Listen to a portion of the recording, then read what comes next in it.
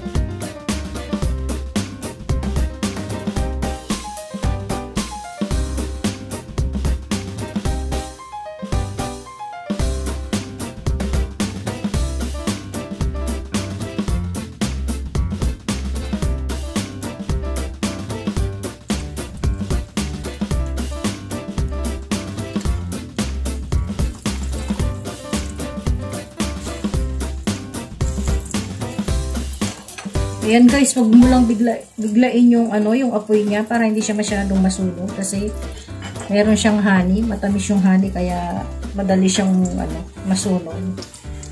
Kaya small lang siya, fire lang siya.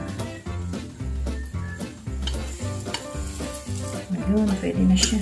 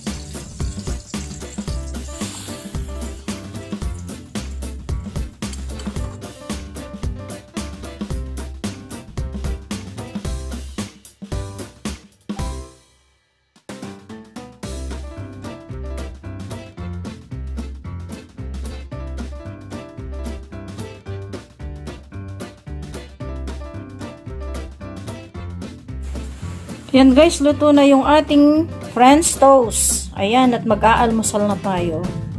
Napakadaling lutuin lang to guys. Kung may sobra-sobra kayong tinapay, pwede nyo rin gawin ng ganito. Para maiba yung ating almusalin.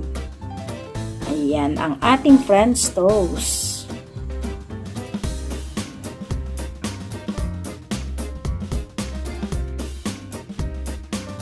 Ayan guys, mag-aalmusal na tayo at ready na rin yung ating kape. Ayan, nandito yung aking picture.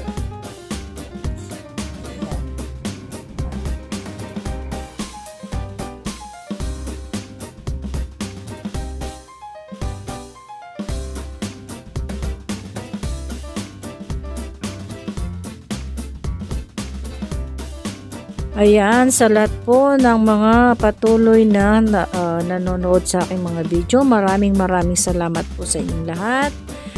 At sana wag kayong magsawang manood. At please, kung bago kayo sa channel ko, please don't forget to subscribe at pakiclick na rin po ang notification bell para ma-update kayo sa mga bagong video na i-upload ko. Maraming salamat po guys. God bless. I love you all. Bye.